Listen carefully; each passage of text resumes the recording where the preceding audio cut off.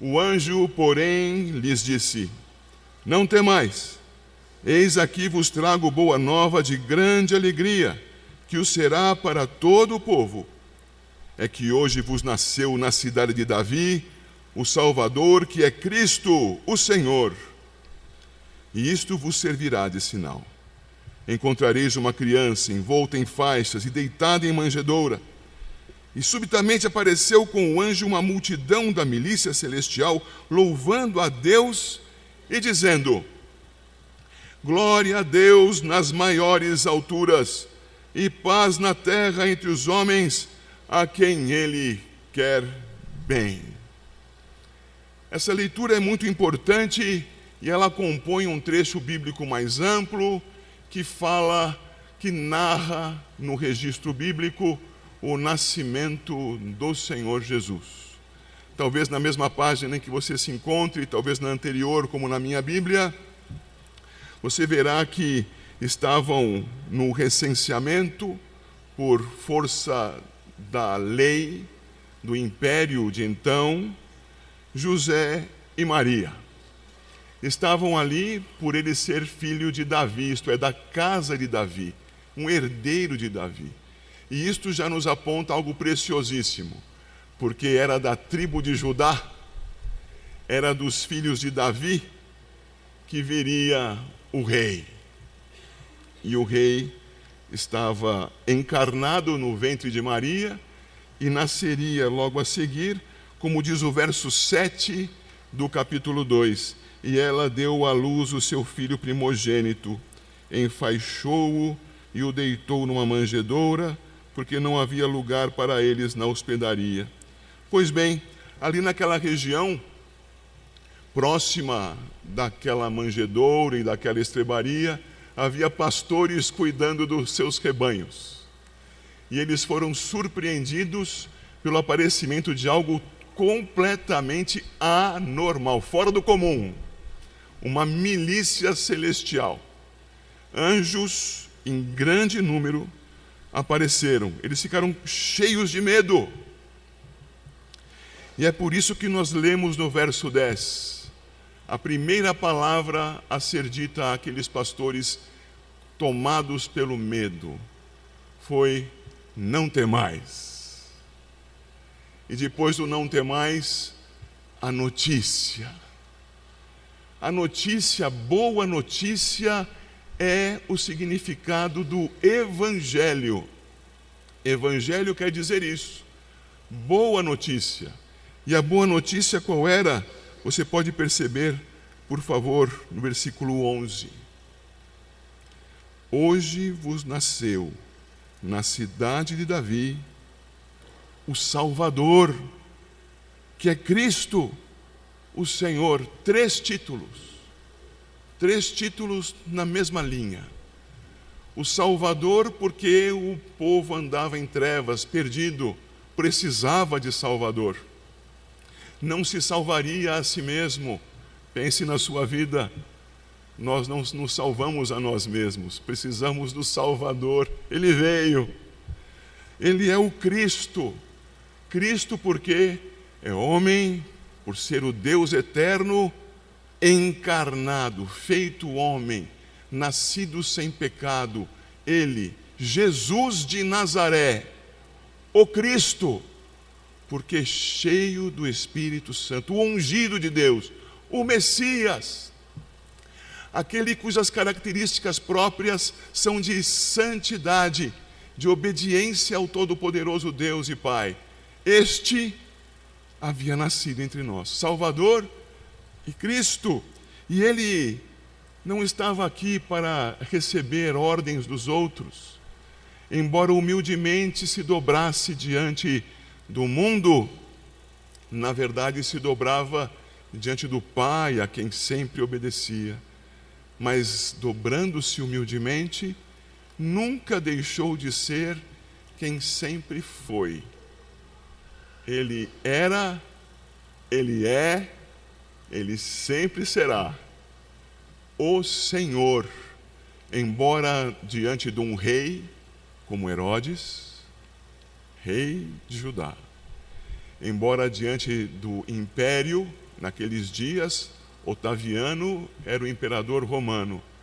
Embora diante dessas grandes potências humanas, Jesus era, é e sempre será o Senhor que nascia entre os homens, Salvador, Cristo, o Senhor.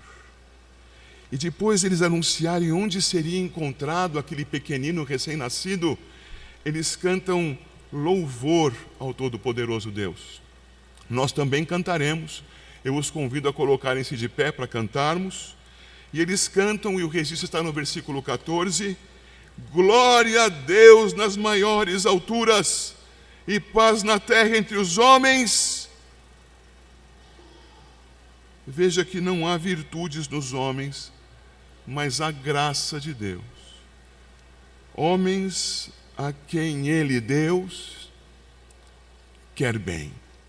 Digo, pois, que durante o tempo em que o herdeiro é menor, em nada difere de escravo, posto que é ele senhor de tudo, mas está sob tutores e curadores até o tempo predeterminado pelo Pai. Assim também nós, quando éramos menores, estávamos servilmente sujeitos aos rudimentos do mundo. Vindo, porém, à plenitude do tempo, Deus enviou o seu Filho, nascido de mulher, nascido sob a lei, para resgatar os que estavam sob a lei, a fim de que recebêssemos a adoção de filhos. E porque vós sois filhos, enviou Deus ao nosso coração o Espírito de seu Filho, que clama, Abba, Pai. De sorte que já não és escravo, porém filho. E sendo filho, também herdeiro por Deus. Por favor, atente para o que eu preciso dizer introdutoriamente. A epístola de Paulo aos Gálatas foi escrita para uma igreja, na verdade, algumas igrejas de uma região da atual Turquia. A atual Turquia, no seu coração, tem uma região chamada Galácia. E a carta foi escrita para as igrejas da Galácia. Você já se localizou geograficamente, espero. Aquelas igrejas tinham uma característica fundamental. Eram compostas por gente que cria em Cristo. Senão não seriam igrejas. Igreja tem esta marca: crer em Cristo Jesus Cristo Senhor, aquele que é o mediador entre Deus e os homens, e não há outro. Contudo, no meio da igreja surge, não é raro que surja, uma alteração ou outra de doutrina. Por vezes a alteração é pequena, por vezes a alteração é monumental. E aqui nas igrejas da Galácia havia acontecido a proposta de uma alteração monumental na doutrina. Eles criam em Cristo? Criam, mas criam que algo mais deveria ser feito para receber de Deus salvação. Criam que deveriam andar conforme andavam os judeus de outrora e deveriam cumprir alguns dos rituais típicos judeus para então alcançarem num esforço a redenção. Vejam que eles haviam começado bem, e Paulo vai dizer isso: vocês começaram tão bem, começaram crendo em Cristo Jesus e agora querem acrescentar obras à sua salvação. E diante disso, diante da exposição que Paulo fazia no correr da carta, dizendo que em Cristo e tão somente em Cristo, e por meio da fé em Cristo, e tão somente por meio da fé em Cristo, é que estava a redenção, Paulo desenvolve um argumento. E o seu argumento vai ter um foco que para nós brasileiros é fácil de compreender, porque nós brasileiros tratamos do nosso direito à moda dos romanos antigos. Então ele vai falar de relações dos menores de idade com as propriedades que os pais tinham. E que na eventualidade da morte dos pais, aqueles que estavam com uma presunção de direito, de terem algum direito quando os pais morressem, passassem a ter o direito de herdar algo. Ele usa então a figura do herdeiro dos bens do seu pai. Usa uma figura. Toda figura é incompleta, mas ele usa essa figura para nós podermos entender onde ele queria chegar. E o texto que nós estamos lendo no capítulo 4 da Epístola aos Gálatas trata da resposta à pergunta: que fazer com os homens diante da figura da herança? Ele então vai falar que lá antes de Cristo Jesus encarnar, os homens que andavam segundo os seus próprios pensamentos buscavam honrar a Deus conforme achavam ser melhor. Elaboravam para si os seus cultos, os seus modos de agir, e achavam que desta maneira teriam algum alcance a Deus. Por vezes nem pensavam em Deus mesmo, pensavam só mesmo nas suas próprias satisfações pessoais. Então agiam de modo a satisfazer a alguém, fosse a si, fosse a outrem, fosse até mesmo a Deus, mas fazendo o que achavam ser melhor. Outro grupo entendia que deveria obedecer e cumprir cada ai e cada tio da lei que Deus lhes havia dado. E eles pensando: se eu obedecer tudo, eu vou receber, eu vou ganhar de Deus o salário da minha justiça. E eu serei então acolhido por Deus como um justo diante dele. Percebam que esses vícios estavam tomando conta da mente das igrejas na Galácia, que haviam começado bem, pensado na redenção em Cristo, mas haviam sido contaminados por essas ideias, a ideia de contribuir para a própria redenção. Você está me ouvindo aí?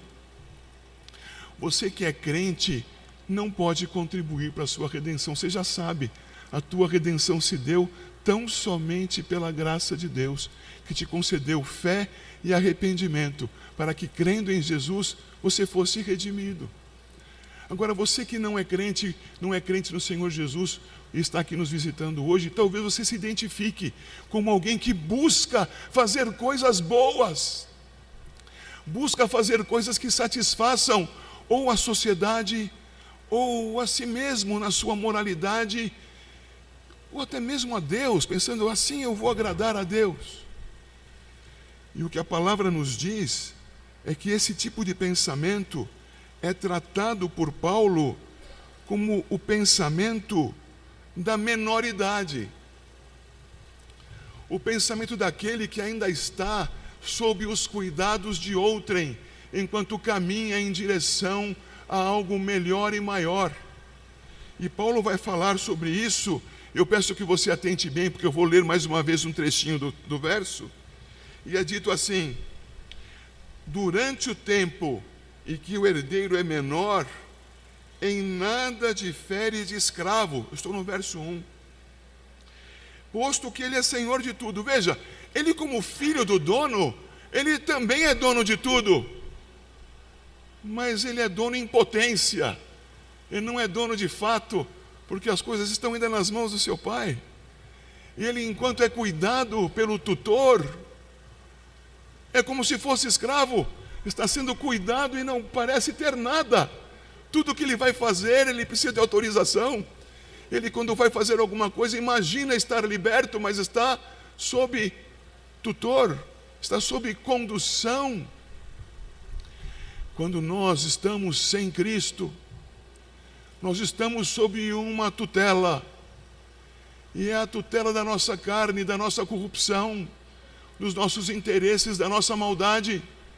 E por mais que nós nos consideremos bons e justos, quando nos colocarmos ao lado daquele que realmente é bom e justo, bom e justo, eu sou bom demais. Na hora que eu coloco do lado de Deus, eu vejo, não sobra nada. Ele sim é bom e justo. Eu diante dele, nem o pó vai sobrar.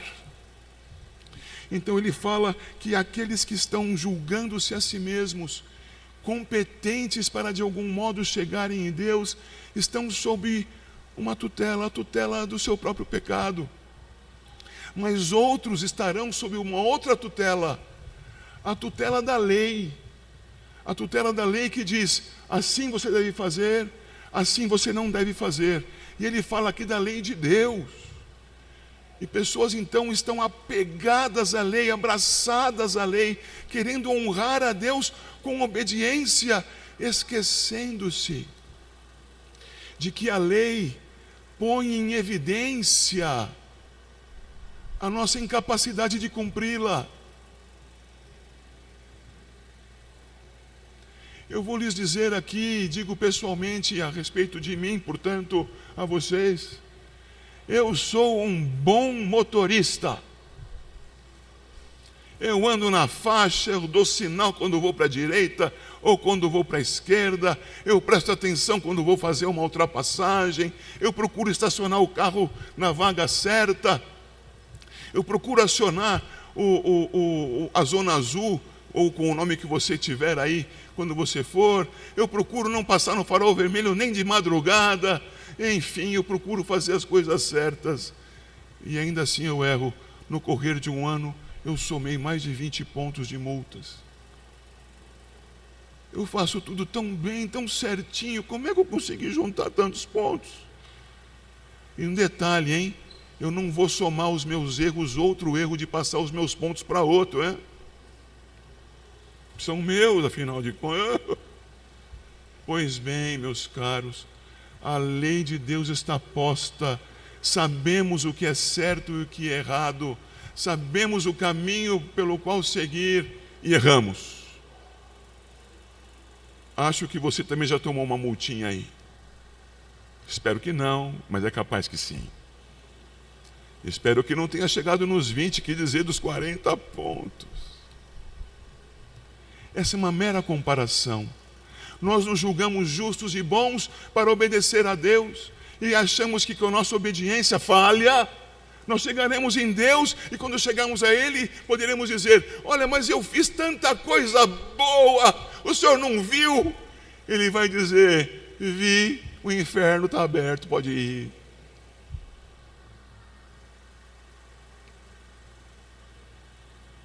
O Senhor nos concedeu uma maravilhosa bênção, a bênção de partirmos desde a minoridade para a maioridade, de sermos alguém que espera por uma herança, para sermos alguém que desfruta dos bens que nos estão reservados.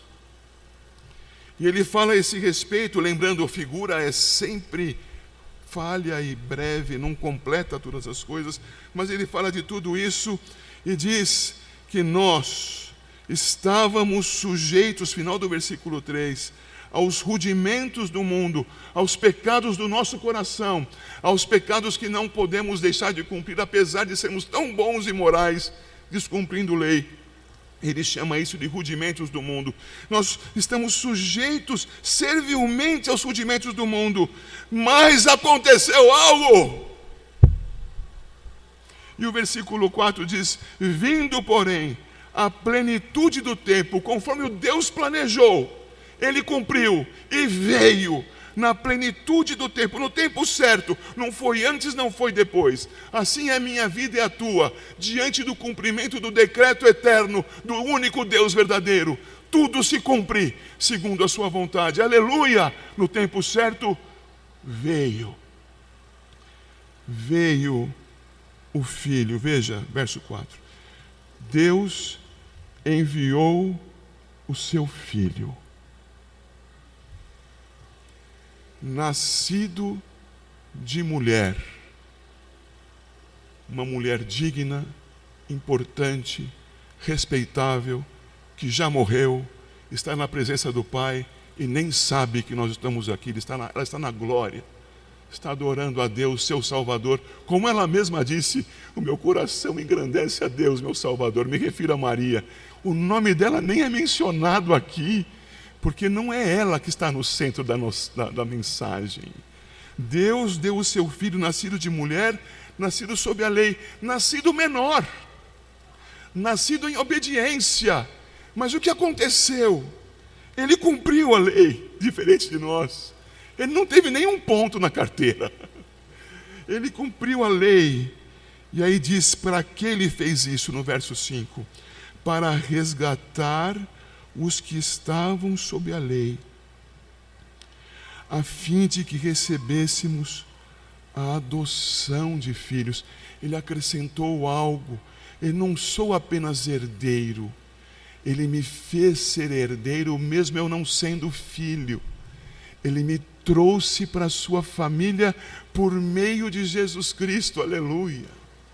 E por meio da fé em Jesus Cristo, o que Deus deu no tempo certo, o filho de mulher que nasceu sob a lei, eu ao crer nele, por graça divina, eu fui feito filho de Deus.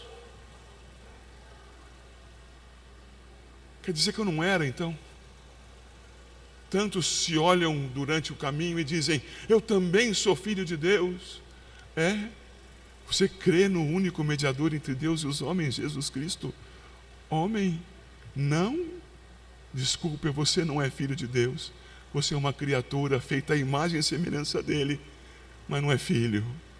Filhos são os que creem em Cristo, adotados por Deus como filhos, feitos filhos pelo próprio Deus. Ele o fez pela mediação do verdadeiro Filho Jesus. E então eu, culpado não só de multas de trânsito, culpado diante de Deus, digno do inferno, lamento por usar essa palavra, digno de inferno, assim como você. Por causa de Cristo,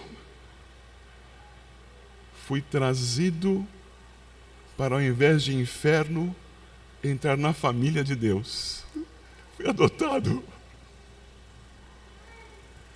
E então ele diz assim no versículo 6: e porque sois filhos, enviou Deus ao vosso coração o Espírito de seu Filho que clama, Abba, Pai. Eu fui feito filho de Deus, e embora eu seja o que sou, Deus, na pessoa do Espírito, veio morar em mim. Você é crente no Senhor Jesus? Você é habitado pelo Espírito Santo de Deus. Você não é crente no Senhor Jesus? Olha que oportunidade. Arrependa-se dos seus pecados.